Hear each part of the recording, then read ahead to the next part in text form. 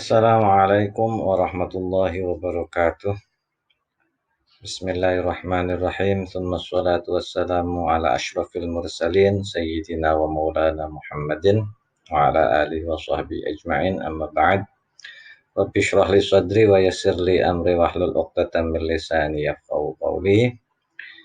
Baik anak-anakku sekalian, seperti biasa sebelum kita mulai pelajaran di hari ini, kita niatkan terlebih dahulu agar kiranya apa yang kita pelajari dijadikan ilmu yang bermanfaat, baik untuk urusan dunia ataupun untuk bekal di akhirat kita kelak. Amin ya rabbal alamin.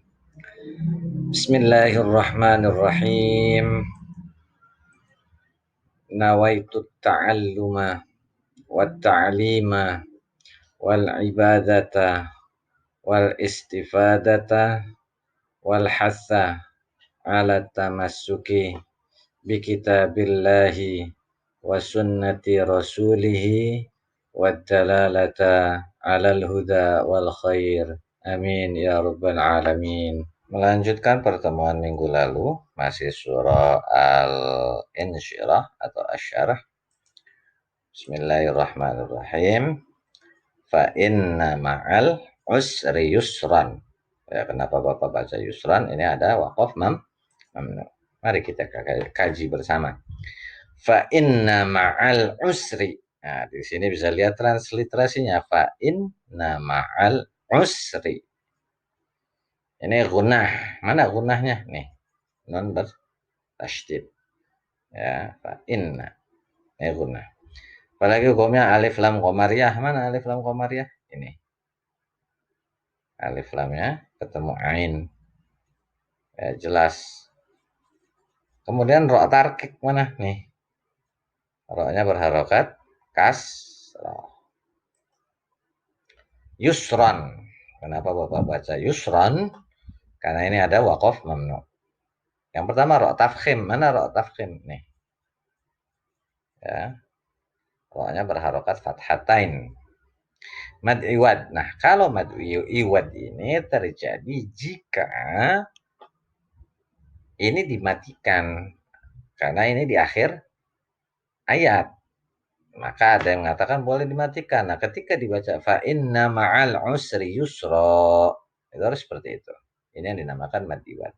Tapi mayoritas imam-imam di masjid pun ketika baca fa inna ma'al usri yusran, inna ma'al usri yusra, baru yang inna ma'al usri yusra yang keduanya baru dibaca berhenti. Sesungguhnya beserta kesulitan itu ada kemudahan.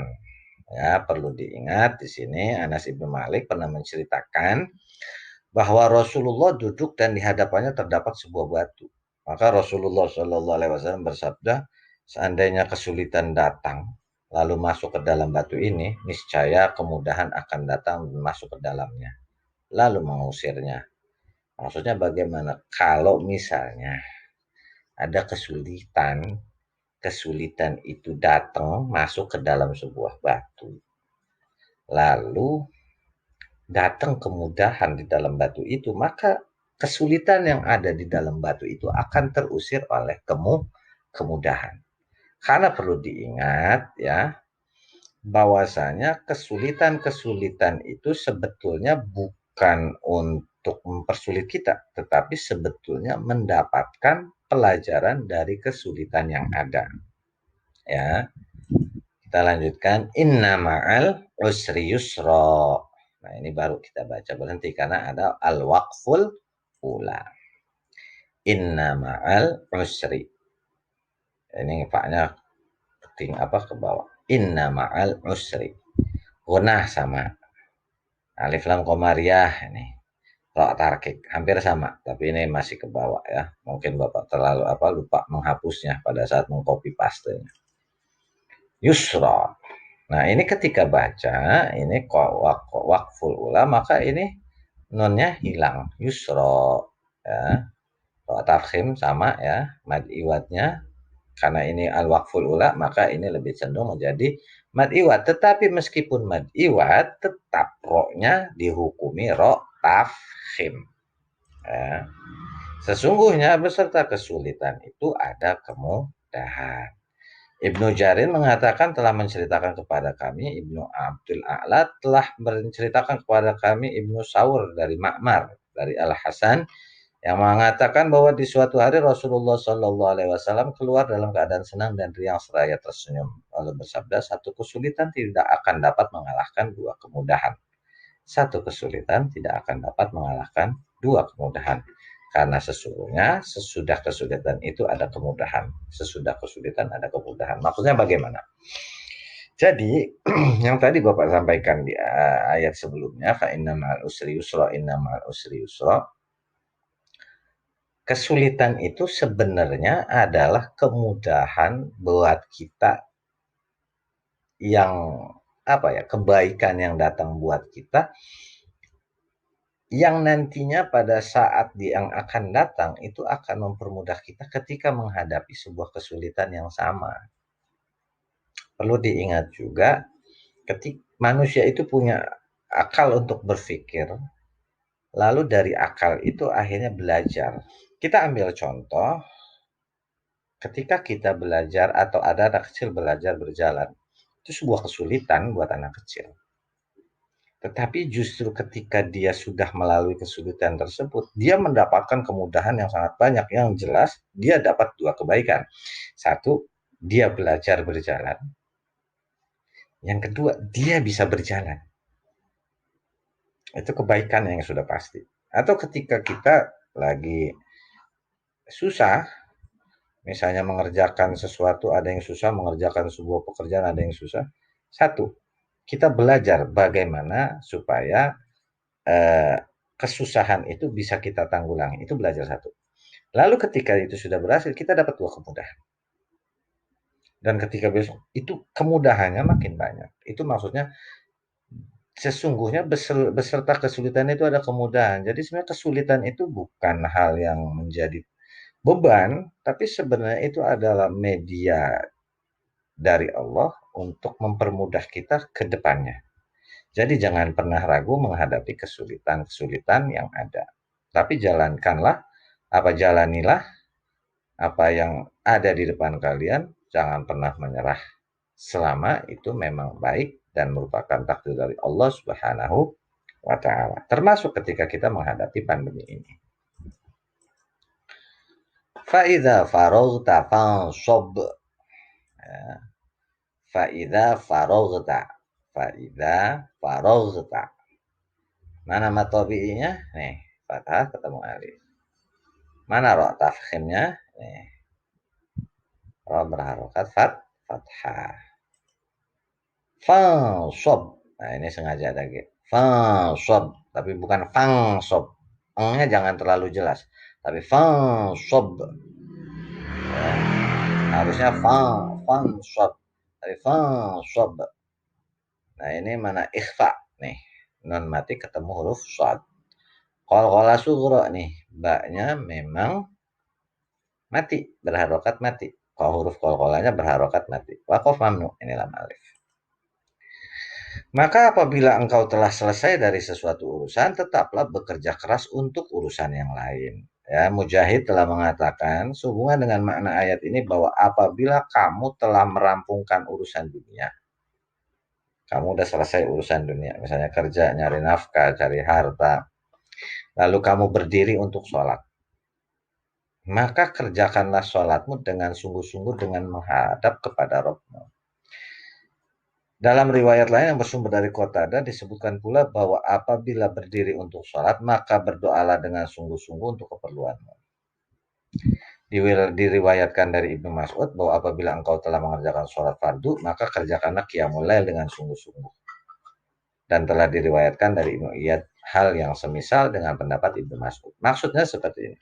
Yang pertama, kalau kita sudah bekerja, lalu waktu sholat datang, dan ketika kita sudah menghadap kiblat, sudah siap, maka kerjakanlah sholat itu dengan sebenar-benarnya, dengan sebaik-baiknya. Kita seakan-akan kita berhadapan langsung kepada Allah. Apabila kita tidak melihat Allah, maka yakinlah Allah akan pasti melihat kita. Tapi keseringannya ketika kita sudah sholat, kita masih ingat, oh iya ya tadi yang beli tahu itu perasaan ngambilnya 3 tahu ya. Tapi kok bilangnya baru 2 ya? Itu kadang pikiran seperti itu ada. Atau ada yang misalnya, oh iya ya, tadi duitnya saya taruh di kantong baju. Nah, itu namanya sudah tidak fokus dengan sholatnya. Masih memikirkan urusan dunia. Dalam riwayat lain bersumber dari Qatadah, apabila bersolat maka berdoalah. Nah, maksudnya ketika sholat itu juga kita niatkan bahwasanya agar Allah mengabulkan hajat ataupun cita-cita kita, keinginan kita. Ya, itu ada yang mengatakan seperti itu. Ada juga maksudnya kalau sudah sholat fardu, maka tambahlah qiyamul lail. Ya, jadi ini maksudnya apa? Ini ibadah. Jadi harus imbang antara dunia dengan akhirat. Wa ila rabbika farghab. Wa ila rabbika. Transliterasinya. Mana mad badal nih? Fathah berdiri atau kasroh berdiri atau domah terbalik. Itu yang dinamakan mad badal. Rabbika. Roknya rok tafkhim. Kenapa? Roknya berharokat fathah. Farghab. Rok tafkhimnya mana? Nih. Kenapa rok mati tapi di depannya ada huruf berharokat fathah. Farghab. Dan terakhir qalqalah surah. Kenapa baknya mati atau berharokat sukun. Dan hanya kepada Rabbmu lah engkau berharap. Nah, di sini As-Sauri mengatakan bahwa makna yang dimaksud ialah jadikanlah niatmu dan harapanmu hanya tertuju kepada Allah Subhanahu wa taala semata. Sering kita seperti di ayat sebelumnya, fa idza faragta fansab ya. Ketika sudah selesai bekerja, maka bekerjalah pada satu hal yang lain. Keseringannya kita itu agak serakah. Ketika kita sudah ini kepikiran ini pengen ngerjain ini, padahal yang satu aja belum selesai. Tapi kita sudah pindah. Begitu pula ketika kita sholat, sholatnya aja baru mulai, tapi pikiran kita sudah ke mana-mana. Itu namanya kita mengerjakan sesuatunya nggak tuntas dan bukan semata-mata karena Allah Subhanahu wa Ta'ala. Kenapa bisa begitu? Karena memang manusia dihias dengan kesukaan duniawi ya. Nah, bagaimana caranya? Banyakin berpuasa. Itu untuk mengekang hawa nafsu itu adalah banyakin berpuasa. Karena apa? Kadang-kadang kita terlalu banyak mengandalkan semuanya dari diri kita.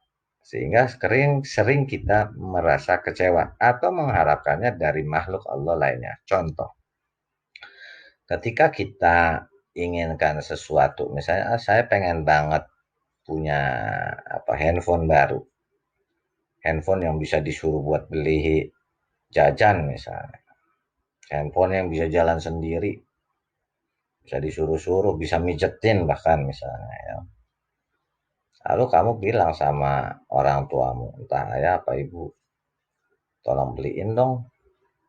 Ya, maksudnya iyanya mungkin bapak ibumu biar kamunya nggak rame, iya. Nah, berharap besok, wah asik dibeliin. Lalu ketika ayah atau ibumu pulang dari luar, mana handphonenya? Ah, iyanya iya kapan? Kan nggak harus sekarang, bisa jadi orang tuamu seperti itu menjawabnya. Lalu kamunya, itu namanya bikin apa? Bikin kecewa. Karena apa? Berharapnya kepada manusia. Itu banyak kita temukan hal-hal yang seperti itu. Makanya berharaplah kepada Allah Subhanahu wa Ta'ala. Dalam artian, kalau kamu memang minta handphone, maka berharapnya kepada Allah. Ya Allah, aku pengen handphone baru. Semoga engkau permudah rizki ayahku, rizki ibuku, sehingga kedua-duanya sehat, bisa mencari harta yang halal dan banyak, sehingga aku bisa dibeliin handphone yang terbaru. Itu berharap kepada Allah Subhanahu wa Ta'ala. Siapa yang berharap kepada Allah, dia tidak akan pernah merasa kecewa. Mungkin itu saja yang Bapak sampaikan di hari ini. Setelah ini seperti biasa, dan ini memang sudah ayat terakhir ya. Dan seperti biasa kerjakan evaluasi. Adapun passwordnya adalah ikhlas. Ikhlas itu semata-mata karena Allah Subhanahu wa Ta'ala.